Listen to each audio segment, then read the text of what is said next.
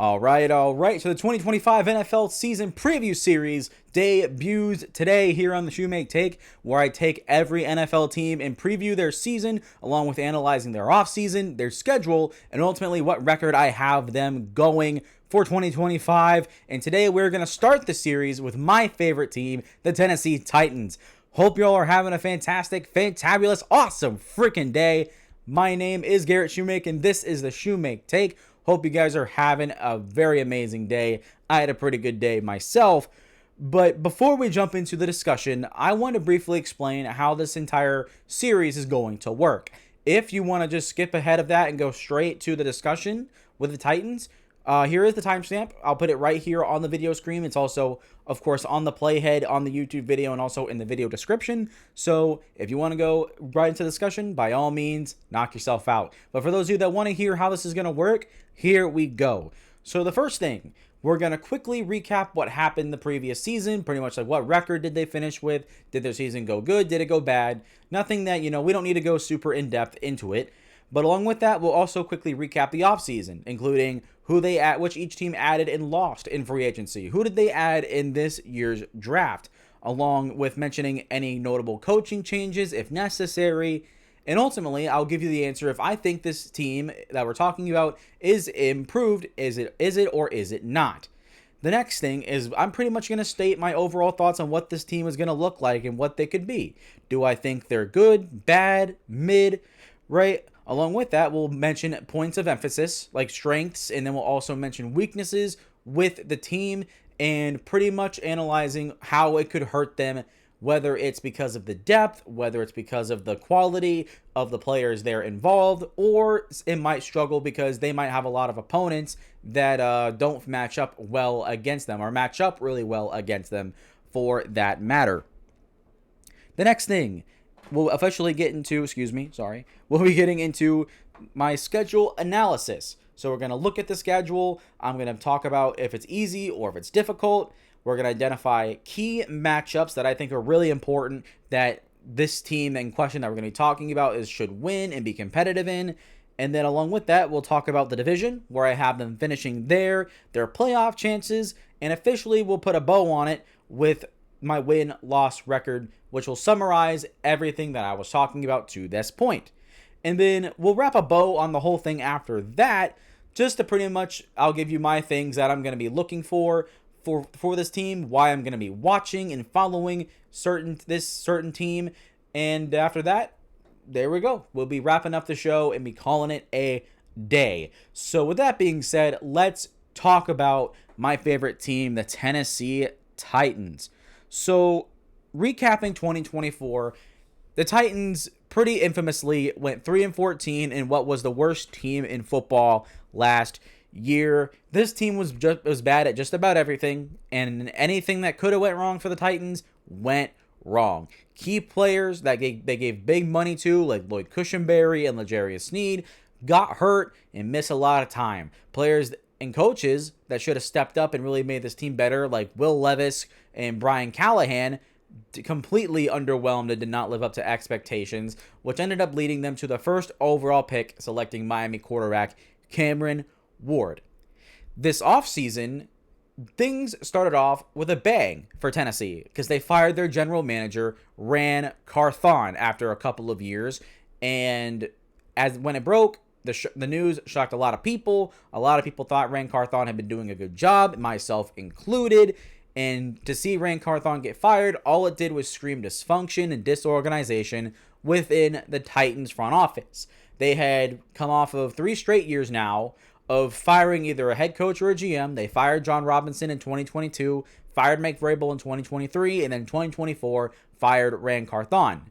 In comes in new GM, former Chiefs assistant GM Mike Borgonzi, to take over the GM spot. The Titans also had a new structure clearly defined, with Chad Brinker being the president of football operations. Then it goes down to Mike Borgonzi, the general manager, and then it goes down to head coach Brian Callahan. So front office wise, that is what the Titans dealt with in the offseason, one of their biggest stories for them. Along with that, in free agency, this team added not a lot of players. They did not have a free agency compared to what they did last season in 2024, where they absolutely spent more money than any other team in the league. This year, they've chosen to take the approach of pretty much supplementing free agents, just adding pieces where you need them, adding veterans that are important, that'll help you win now as you continue to develop your young players. This team has taken the approach of being a true draft and develop team, and they're taking patience and time with this rebuild, supposedly. Now, obviously, if the Titans start losing a bunch of games, I don't know about that. We'll have to see. But that is the approach that they're taking. But the free agency players that they added, I thought were pretty solid. They got left tackle Dan Moore, gave him a big contract. Not really a big fan of the contract, but when you're a bad football team, in order to bring in new players, you have to overpay for them. Just like the Jaguars bringing in Christian Kirk and resetting the wide receiver market at the time. So it's a similar situation here. They also brought in linebacker Cody Barton from Denver, right guard Kevin Zeitler from the Lions, Tyler Lockett, former receiver for the Seahawks who was there a decade, former Panthers safety Xavier Woods, former Steelers receiver Van Jefferson, former Seahawks edge rusher Draymond Jones, and then former Patriots kicker Joey Sly, and former Panthers punter, longtime veteran Johnny Hekker. Along with that, in the draft, they added, of course, with the first overall pick, quarterback Cam Ward, and then they also added edge rusher Oluwafemi Oladejo in the second round. They added Kevin Winston Jr. in the third round at safety. They added a group of young receivers, or pass catchers, I should say, in the fourth round, and receivers Chimere Dike, Alec Iomanner, and tight end Gunnar Helm. And then later on day 3, they added Kal-El Mullings and Marcus Harris, running back and corner, respectively. Overall, I thought they had a really, really good draft class, but that's not the point of this video specifically. Players that they lost in free agency. I decided to pair this up with additions first and then go the losses next. But anyways, they lost edge rusher Harold Landry. They lost Jack Gibbons, linebacker Kenneth Murray. They lost receiver Nick Westbrook Akine. They cut corner Chidobe Awuzie and cut punter Ryan Stonehouse, and also let their right guard Dylan Radins leave in free agency. Coaching changes. There was one big significant coaching change, and that was in the special teams department. They had fired special teams coordinator Colt Anderson after having one of the worst special team units of all time, and replaced him with one of the greatest special teams coordinators, if not the greatest special teams coordinator of all time, in John Bones Fossil, to overhaul the entire unit, which personally I am stoked for. The Titans special teams unit last year was garbage, was incredibly garbage. It was a big reason why I thought our defense was very much overrated. Anyways, they bring in John Bones Fossil, they fire Cole Anderson. What a massively great hire for the Titans to bring that guy in. So with all this, looking back on all their offseason moves, is this team improved? I will tell you, yes, this team is improved. At positions that they lost, they added players that I would argue are better. Left tackle, you replace J.C. Latham, who moves to the right side, with Dan Moore. They're about the same. J.C. Latham was an average left tackle last year. Dan Moore was roughly average as well. So overall, that really stays the same. Then they add linebacker Cody Barton, who I think is a big upgrade over Jack Gibbons and Kenneth Murray. Cody Barton is not an elite player by any means, but he is better than Jack Gibbons and Kenneth Murray. So I would say that's an upgrade. Kevin Zeitler at right guard is an upgrade over Dylan Radins. At wide receiver, they added Tyler Lockett. It's okay, I guess. I don't know. I don't expect Tyler Lockett to do a whole lot, but the veteran leadership is nice. Xavier Woods is going to replace Quandre Diggs. I would not say that's an upgrade. That is more of a regression, but we will just have to see. I'm okay with Xavier Woods' move, if I'm being honest. It's all right. And then along with that, they added Van Jefferson, who is going to be a fourth string receiver. If he starts, he might be a starter week 1, but I doubt that that's going to be the case later in the year. And then I would say adding Joey Sly at kicker to replace Nick Folk. It's a downgrade because Nick Folk was one of the best kickers in the NFL, but the Titans are trying to get younger. They're trying to get a lot of young talent in the building, so I could see why they did that. And then replacing Johnny Hekker with Ryan Stonehouse, that is an upgrade. There are some people that think Ryan Stonehouse is still a really good punter, and he's a good punter, but the thing is, he got hurt last season where he came back. He came back on time. I'm sorry. He came back on time, but Ryan Stonehouse was not good last year for the Titans. The reason why at the beginning of the year, the first 2 weeks, there was a punt block because he held the ball for too long. And then the reason why the Titans special teams was so bad, a lot of it had to do with Ryan Stonehouse catching it and immediately booting the ball, not giving the gunners on special teams time to get down the field to cover the kick. So by the time the ball was in the returner's hands, he already had a few yards upfield and had a running start before the corners would even show up like on the TV screen on the broadcast. So Ryan Stonehouse really took a step back this year. And also, he could not pin the ball inside the 20 to save his life. So love the guy. Hope he does well in Miami. But he was not very good for the Titans last year. So that to be said, all the moves that they brought in between free agency and the draft and who they lost and who they replaced with the players that they brought in, I would say this team is improved. This roster is better. Is it still really good? No, but it is an improved roster most certainly. Now, let's get into the overall thoughts of what I think about this Titans team now that we are here in 2025 and all major moves we can say for now have been made. This team is going to be a mid to below average team, but they do have the upside to be good. Why did I say they have upside to be good? Because the rookies they brought in. Obviously, Cam Ward is very exciting. Femi Oladejo, well, he's a developmental guy first and foremost, right? He's a second-round pick, so you have high hopes for him. Along with that, the three young pass catchers, Gunnar Helm, Chimere Dike, and Alec Iomaner. There's a lot of people that are high on those players, along with their undrafted free agent they brought in from Miami, Cam Ward's teammate, Xavier Restrepo. People are high on this Titans draft. Not just me, a lot of people are. Femi Oladejo, like I mentioned, very high upside. Kevin Winston Jr., their third-round pick. Probably not going to play till the second half of the year as he's still recovering from a torn ACL. He suffered around early to mid of last season at Penn State. But he was thought to be a second-round pick before his injury. So you could argue the Titans got steals at a lot of different spots. But there is reason for upside with the Titans because of the rookies they brought in and what they could do. But more than likely, this team will be mid to below average as it is still a rebuilding team. They're still trying to get everything rolling and get the train moving. So with this Titans roster, what's good about it? What is good? I will say the first thing that comes to mind is the run game. Tony Pollard's coming off of 1,100 yards. He was really good for the Titans last year. Did a little bit too much work, in my opinion. The entire idea was to pair him with Tajay Spears and have those two guys kind of split carries. And with Tajay Spears being inconsistent and getting hurt, Tony Pollard had to carry on a way bigger workload than necessary, which led to him breaking down later in the year and getting a lot of injuries. But even with all that, he still continued to perform really, really well. So I think with that, along with Tajay Spears, I would like to think that he's going to bounce back. We'll just have to see it. It's more of an unknown. But I think this run game will be a strength, considering that it was a strength last year, and I can say that the offensive line, who will be our next strength, got better. I would assume that the run game will continue to be good, which that leads to the offensive line.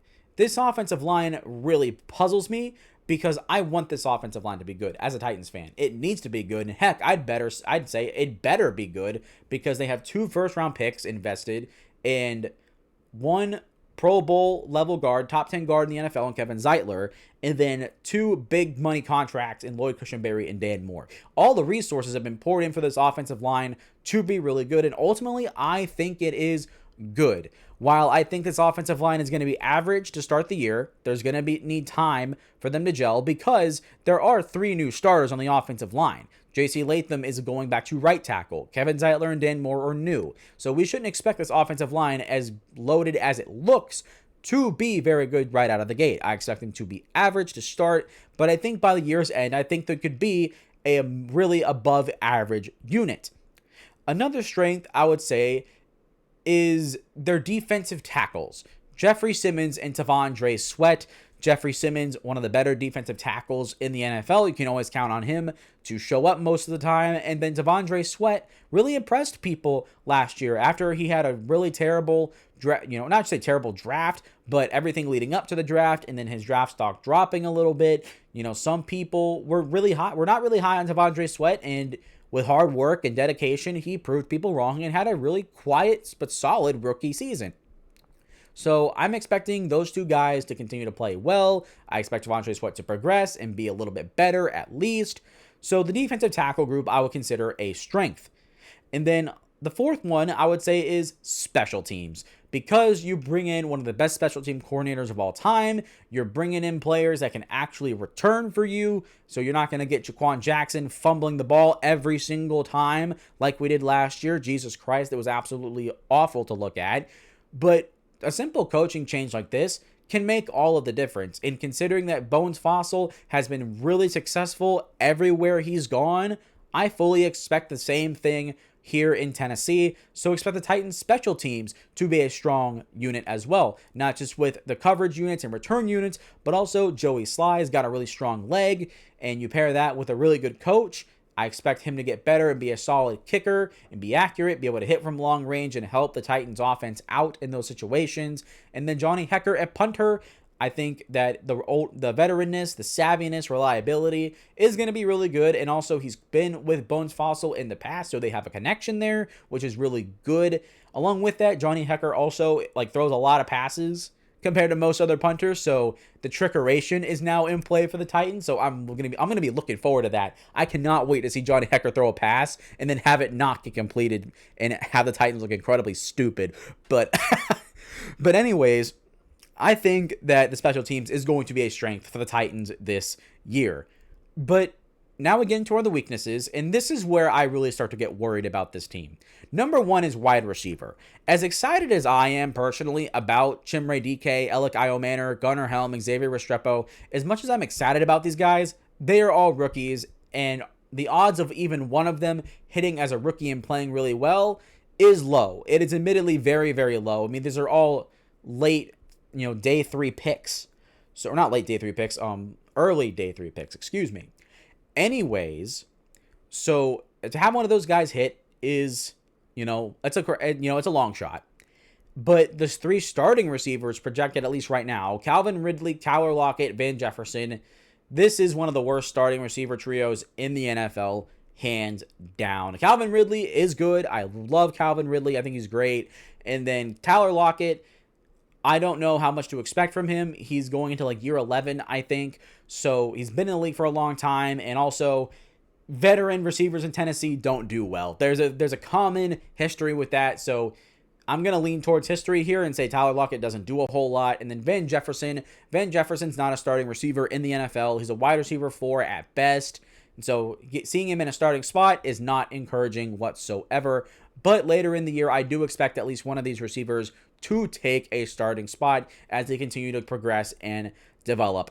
Another weak spot is defensive back. Not necessarily because of who they have starting, but part of it is that, but also their depth. Their number one corner, L'Jarius Sneed, is coming off of an injury, and in a recent interview, he said that he was perfectly fine, so we'll have to see. But L'Jarius Sneed, if he's not up to par this year, the Titan secondary is not going to be very good. Roger McCreary is your second best guy. I love Roger McCreary. He's one of the better slot corners in the NFL.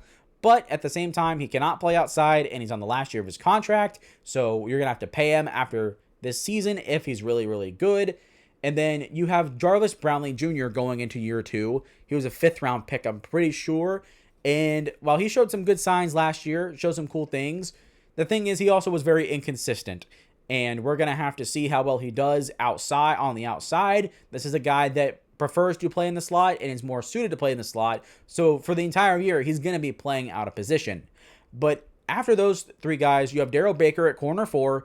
He's a solid depth corner. And then after that, you have all undrafted free agents, essentially. So the depth is not great in the DB room. And if L'Jarius Sneed were to go down in injury or not perform, like he should, I should say, the Titans' defensive backs aren't going to be very good. And with a defensive line overall, or I should say edge rusher group, excuse me, an edge rusher group that's really not that good, along with linebackers, which are very unproven. Cody Barton's going to be good, but the linebacker two is either going to be Cedric Gray or James Williams, 2 draft picks last year that are going into year 2, that they're very unproven. So if L'Jarius Sneed doesn't work up to par, or we get injuries like we did last year, it's going to be pretty bad. And so I expect the defensive back group to potentially be a weakness. While I think it could also turn into a strength, right now I don't have a lot of confidence in this secondary. And I mentioned it a second ago, another weakness is going to be linebacker. Because we don't know what Cedric Gray and James Williams are going to do or what they're going to be, right now I can't expect anything to be good. If it's good, that's great. But Cody Barton, he is a solid linebacker. He's not great. He's not elite. But he is going to do some good things. But outside of him, it's completely unproven what's going to happen. We could get really good linebacker play, or we're probably going to, more than likely, get below average play where it's going to be a player starting for the first time mostly significantly and growing as the season goes along. So my 3 biggest weaknesses for the Titans: wide receiver, defensive back, linebacker. A lot of it has to do with the depth, along with not enough talent, and a lot of it also having to be to do with unproven talent, especially at the linebacker position. Now we schedule or analyze the Titans' schedule. I was originally, for this segment, I was going to put a graphic on screen of which games specifically I have each team winning. I chose not to do that, even though I did it for the, for my record predictions or the record predictions that you're going to see in this series. I mean, I predicted every single NFL game, but the thing is, I didn't go super much in depth into every single game. To me, I just don't have the time for that personally. If I'm being honest, I apologize. But I did predict every single game, and I did put a decent amount of thought into each one. It wasn't like I was just saying, okay, this team, this team, this team, this team. I wasn't doing that. I wasn't like pencil whipping it, if you will, right? Where you're just kind of marking stuff down, quickly check marking stuff to just get it over with, not to actually put the consideration into it. No, like I put decent thought and time and consideration into each game and picking, who wins and who loses. But I'll put up the schedule will be on screen so you guys can look at it. But the Titans' strength of schedule is one of the easiest in the NFL. According to the strength of schedule meter, it's 4th easiest with a 0.450 win percentage. That is a little bit skewed, I will say, because there are some teams that I expect to be good this year that did not have good records last year. For example, the Raiders. I think the Raiders will be better this year. I think the Patriots will be better this year. I think the Jaguars will be better this year than they were last year. And that's not including the Seattle Seahawks, who I think will continue to be good. That doesn't include the San Francisco 49ers, who I think are going to bounce back once we get to that video later on in the series. So while it looks to be 4th easiest, I think the schedule is a little bit harder than what that would indicate. But the key matchups that I'm going to be looking for the Titans, number 1, this is probably the most important game on their schedule. It's Week 7 against the New England Patriots. New England Patriots, Mike Vrabel is the head coach there now. They come to Tennessee, and what is supposed to be one of the most, in a weird way, probably going to be a very anticipated matchup. And for Tennessee, they have to win this game. There's no way that they let Mike Vrabel go into Nissan Stadium and beat them. And if that happens and the Titans are only, 2-4, or they're, God forbid, 1-5 or 0-6, if they go into this game with only 2 wins minimum, and the Titans lose, Brian Callahan's probably going to get fired. So this game, there's going to be a lot riding on this game depending on how the Titans season goes. And the thing is, too, like the Titans' schedule starting out is absolutely brutal. The first 3 weeks, you got to face the Rams, the Broncos. You go to Houston and face the Texans. You face the Colts in week 3, which I'm sure you should win that game. It's at home. But, I mean, the first 3 games of the year being against really good football teams, that's tough. That's really, really tough. And so, the week 7 against the Patriots, going back to the point, this is going to be probably the most important game on their schedule with Mike Vrabel coming back. And given how the season goes for them up to this point, if they lose and Brian Callahan gets fired, it will be because of this game. Another game that I'm interested to look at is Week 6 against the Raiders in Las Vegas. I picked the Raiders specifically because the Raiders finished 4-13, 1 win above the Titans, but essentially they were in the same spot record-wise. So I'm picking the Raiders here because I expect them to also improve. So I want to see how the Titans fare against a team that was similar as them last year to pair up with, okay, now the both teams are improved. How do the Titans look now? How do the Raiders look now? Simple, easy explanation there and reasoning. And the same thing applies for the next matchup, Week 14 at the Cleveland Browns. This one, they finished with the number 1 and number 2 pick in the draft, where the Browns ended up trading down to number 5, but they finished with the same record, and before the trade, they had the first and second overall picks. So they were literally right next to each other in the draft order. So again, it'll be interesting to see how far along the Titans have gotten compared to how far along the Browns have gotten. Along with that, there is a possibility that Shedeur Sanders at this point is starting for the Cleveland Browns. That is a possibility. All of you Shedeur Sanders haters out there that might be upset at that, I'm sorry, that is a realistic possibility. You have to think about that. So there is a possibility that Cam Ward versus Shedeur Sanders happens. And if that happens, this game is going to be fun to watch. But the next game is Week 16 against the Kansas City Chiefs. Now, why would this be an important matchup for the Tennessee Titans when they're obviously going to lose this game? Well, here's the thing. The Chiefs are one of the best teams in the NFL, and I expect for the Chiefs to remain that way this season. I want to see if the Titans are truly improved. If they're truly a better football team than they were last year. Let's pit you against one of the best teams in the NFL, and let's see what you got. Obviously, the Titans are going to lose this game, but it'll be interesting to see how far they've come along, to see how competitive they are. Because last year, Tennessee would have gotten blown out. They would have gotten smoked by Kansas City. This year, I don't know if they get smoked.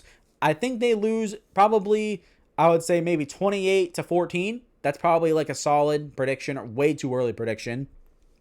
But I'm looking to see how competitive the Titans are. And if they're an improved football team, they will be at least somewhat competitive in this game at points.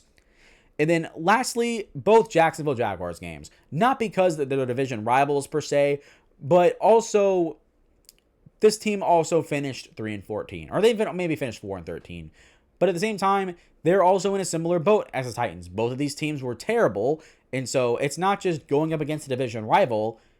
This team also has aspirations to improve. They also have aspirations to be good. A lot of people think they're going to be bouncing back and having a winning record. Spoiler alert, I don't think so. But at the same time, it'll be interesting to gauge the Titans' progress in their rebuild, along with Jacksonville in their process of retooling. So now with the key matchups done, division-wise, in the AFC South, where did they finish? I had the Titans finishing third in the AFC South. Obviously, I won't say who's finishing first, second, and fourth, because that would spoil the other videos. But right now, I have the Titans finishing third. And I think with the improvements that they made on their roster, I think that's pretty fair. Because the roster isn't improved a lot, but I think it's enough to where the Titans are going to go into this year, win some more games, and overall show some promise. And I think if they get out of the basement of the AFC South and finish third, I think that will be a solid improvement for them.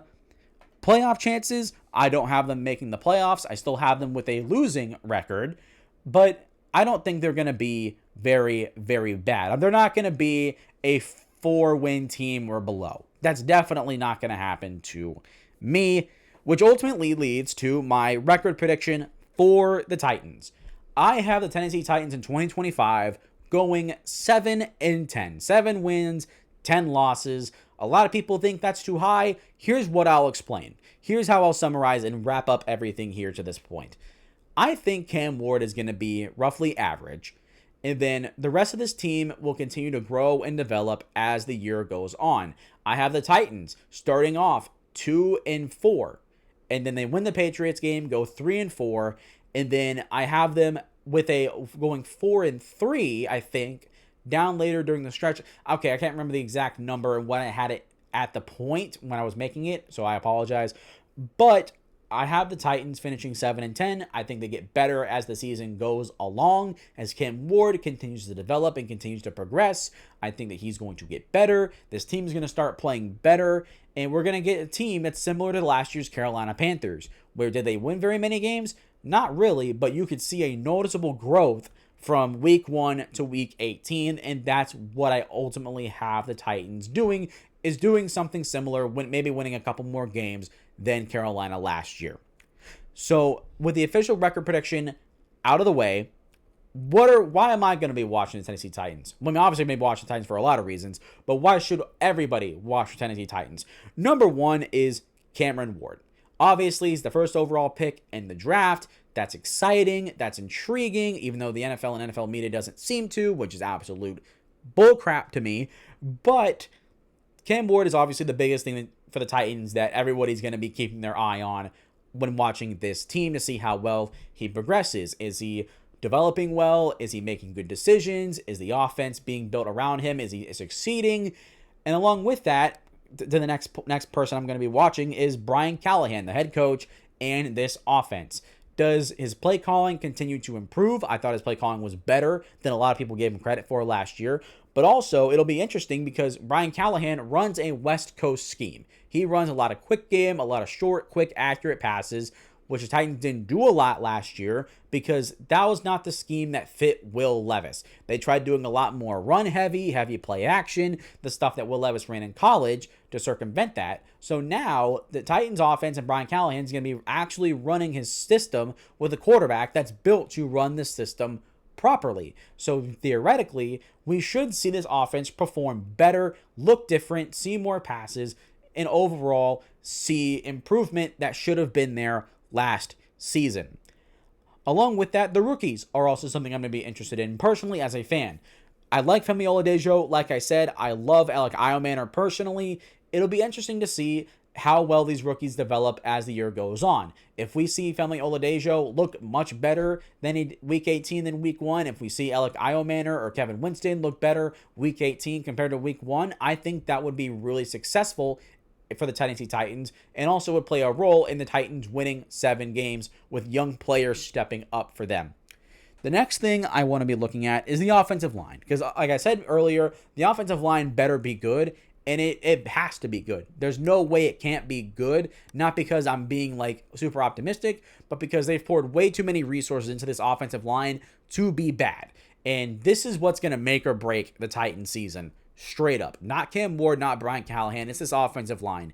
Because as a Titans fan, I am very familiar with very, very, very, very, very, very, very poor offensive line play. And I don't want to see it again. I don't want to see it again. I've had enough of it personally. So this offensive line better be good. It better be a good unit.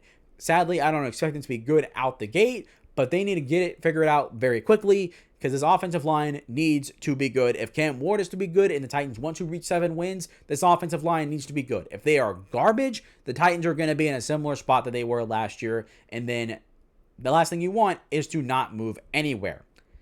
The next thing, a couple players that are on contract years that I'm going to be personally watching: tight end Chika Okonkwo, safety Amani Hooker, and corner Roger McQuarrie. All these guys are good players. I really like them. We'll have to see what they do. But for me personally, I will be keeping a bigger eye on those guys as they are impending free agents that we might have to bring back if they perform well. The next 2 things that I'm going to be following with, and I might go in depth a little bit here, is the 2 things the Titans focused on this offseason. Number 1, their culture. The Titans last year had no identity and no culture, and it was terrible. You could tell it was reflective in how they played, in the team's effort later in the year, and Brian Callahan made it a mission to fix that. What he did this offseason was took every player, split them up into teams, teams of 5 to 7 players, all mixed up in different positions, so you're not with someone in your position group. And so it's going to force players to talk to and interact with players that they may not otherwise. And also it's to help create a sense of camaraderie in the locker room, working together, and also help to build leadership as well with it. So you have captains and co-captains in every single group. And during the offseason, during before mandatory minicamp, the Titans were running field day activities and stuff like that. And if you won, you got points for your team. And then once mandatory minicamp started, that competition continued where if you made plays in practice on the field, you got points for your team. But if you made a mistake, say the quarterback throws an interception, you lose points for your team. So not only was it meant to cultivate camaraderie and leadership, it's also helping to drive competitiveness in the team, which players openly have given it glowing reviews. So that's very encouraging. The next thing I want to follow and what they put a lot of emphasis on in the offseason for the Titans is their health. The Titans had a lot of injuries last year. Not as bad as it was under Mike Vrabel, but definitely it hindered this team. And the Titans went out of their way to put emphasis between their free agents and their draftees on health and durability. If you look at how many games each of these players played throughout the draft, or if it was veterans that they brought in through free agency, you're talking about constantly playing 12, 13 games, 11 games in college. And then in the NFL, you got guys that are playing 15 games minimum, 15, 16, 17 games. You know, they're not missing significant time due to injury. So they put a lot of emphasis on durability to ensure that their team stays as the best it can be during the season.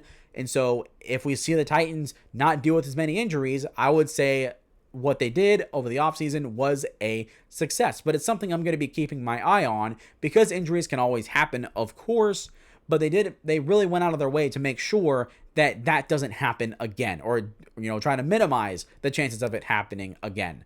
So those are like the two big offseason things I'm going to be following with the Titans, and I think they're going to be very important in determining the Tennessee Titans' success. If they can stay healthy and the culture building that they did over the offseason has helped, which I think will be a big driving factor in the Titans winning 7 games this year, then they will be an improved football team, and Cam Ward's going to look good, Brian Callahan's going to keep his job, and the Titans will be finally trending in the right direction for the first time in a couple years, and Titans fans can finally be happy. But that is going to do it for the 2025 Titans season preview.